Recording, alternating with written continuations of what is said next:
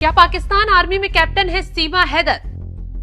सीमा की वायरल तस्वीर से मच गया हड़कंप। क्या है सीमा की अचानक सामने आई फोटो की सच्चाई?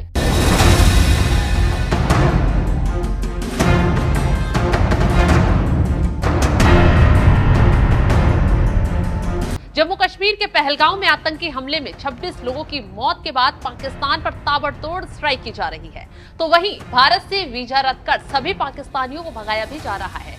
जो अब छुपकर रहे हैं उन्हें अब ढूंढ कर सलाखों के पीछे डाला जाएगा।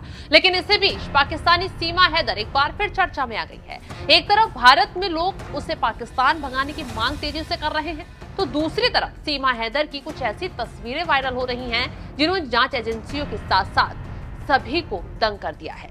तस्वीरों को देखते ही कहा जा रहा है कि सीमा हैदर क्या किसी मकसद के तहत भारत में आई है। दरअसल सोशल मीडिया पर सीमा हैदर की पाकिस्तान आर्मी की ड्रेस पहने फोटो वायरल हो रही हैं, जिसमें कुछ सोशल मीडिया यूजर्स उन्हें पाकिस्तानी आर्मी के कैप्टन होने का दावा कर रहे हैं। हालांकि सोशल मीडिया पर वायरल हो रही सीमा हैदर की इन तस्वीरों को लेकर अभी किसी तरह की सच्चाई सामने नहीं आई है। लेकिन एनएमएफ न्यूज ने जब इन तस्वीरों की पड़ताल करने की कोशिश की तो पहली बार में साफ दिख रहा है कि सीमा हैदर की पाकिस्तान आर्मी की ड्रेस वाली फोटो एआई से जनरेट की गई है, यानी कि फोटो के साथ छेड़छाड़ की गई है, जिसे सोशल मीडिया पर वायरल कर तरह तरह के कमेंट किए जा रहे हैं। अखिलेश नाम के एक यूजर ने तो छूटते ही लिख दिया, क्या सच में सीमा हैदर पाक आर्मी में है? फिर ऐसे ही वायरल कर दिया। तमाम लोग इसी तरह की बातें कर रहे हैं। हालांकि भारत सरकार या पाकिस्तान की तरफ से इन तस्वीरों को लेकर कोई ऑफिशियल जानकारी सामने नहीं आई है।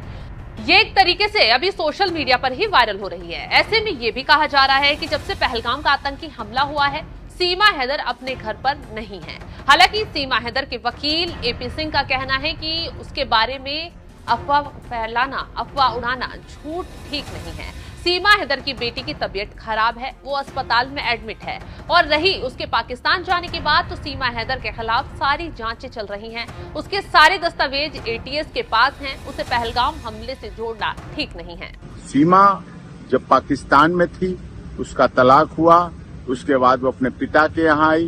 पिता की मौत के बाद सचिन से दोस्ती हुई। सचिन से दोस्ती के बाद उसने इस पाकिस्तान में रहते हुए सनातन धर्म ग्रहण किया। फिर नेपाल आई, नेपाल में सनातन धर्म के अनुसार विवाह किया।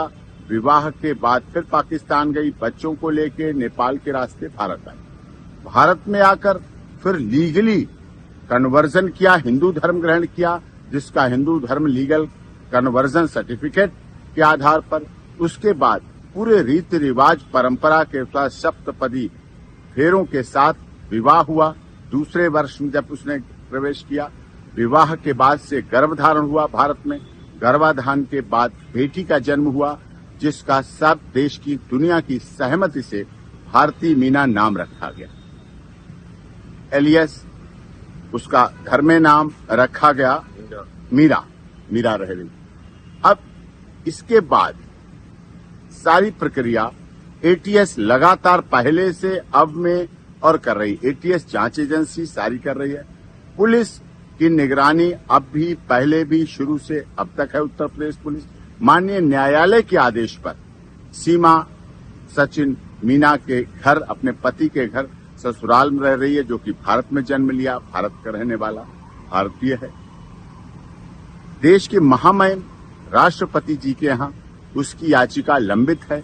सारे ओरिजिनल डॉक्यूमेंट जो पाकिस्तान से लाई थी सब सीमा के एटीएस के पास है, जांच कर रही है। सीमा अपने ससुराल और अस्पताल के अलावा आज तक कहीं नहीं गई। पिछले दिनों जब से ये पहलगाम घटना हुई, उससे भी एक दिन पहले उसके तीसरी नंबर की बेटी को वायरल फीवर की वजह से डेंगू हुआ। डेंगू में प्लेटलेट्स बहुत डाउन हुए। अभी भी वो बेटी के लिए दोनों पति पत्नी परिवार के साथ हॉस्पिटल में है, इलाज चल रहा है लगातार। नवजात बच्ची उनके साथ है भारत में बेटी। उसका सर्टिफिकेट उत्तर प्रदेश की माननीय सरकार ने जारी कर रखा है, बर्थ सर्टिफिकेट, और उसके आधार पर है, भारत में रह रही है। उससे इसने पहलगाम की घटना, जो दुखद घटना है, उससे इसका जोड़ना बिल्कुल गलत है। जो लोग आलोचनावश ऐसा जोड़ रहे हैं, उसकी स्थिति को देखें। भारत की अब बहू है, मीना समाज की सम्मान है और रघुपुरा में रह रही है। देश की सरकार का, माननीय उत्तर प्रदेश की योगी आदित्यनाथ जी की सरकार का, केंद्र सरकार का सदैव उसने पालन किया है। एटीएस की तमाम जांच में सदैव भाग लिया है। पूरी जांच प्रक्रिया चल रही है, चली है। उसमें कहीं कोई उसको गलत और उस तरह से कुछ भी अब तक कोई कुछ नहीं मिले हैं। इसलिए उसके साथ उस घटना से न जोड़कर उसके साथ सिंपैथेटिक, जियो जीने दो, हमदर्दी, मानवतावादी, मानवाधिकारों की रक्षा करने की बात होनी चाहिए और इस पे अमल होना चाहिए। बता दें कि पाकिस्तानी सीमा इसलिए विवादों में है क्योंकि 23 मई 2023 को वो अवैध रूप से पाकिस्तान से निकलकर नेपाल के रास्ते भारत में दाखिल हुई थी।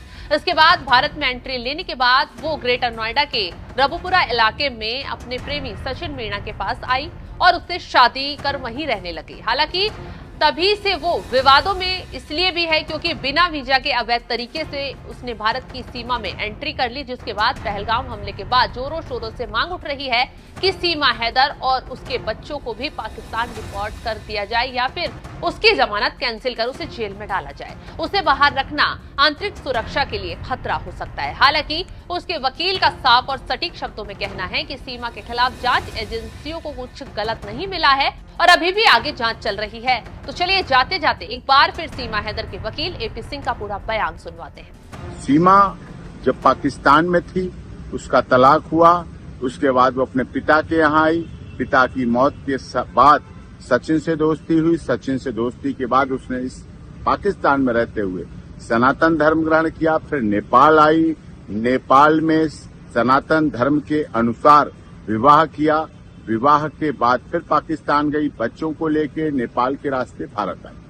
भारत में आकर फिर लीगली कन्वर्जन किया, हिंदू धर्म ग्रहण किया, जिसका हिंदू धर्म लीगल कन्वर्जन सर्टिफिकेट के आधार पर। उसके बाद पूरे रीति रिवाज परंपरा के साथ सप्तपदी फेरों के साथ विवाह हुआ। दूसरे वर्ष में जब उसने प्रवेश किया, विवाह के बाद से गर्भधारण हुआ भारत में।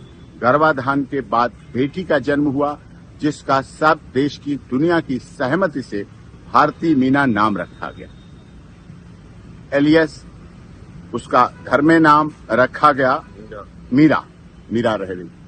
अब इसके बाद सारी प्रक्रिया एटीएस लगातार पहले से अब में और कर रही। एटीएस जांच एजेंसी सारी कर रही है।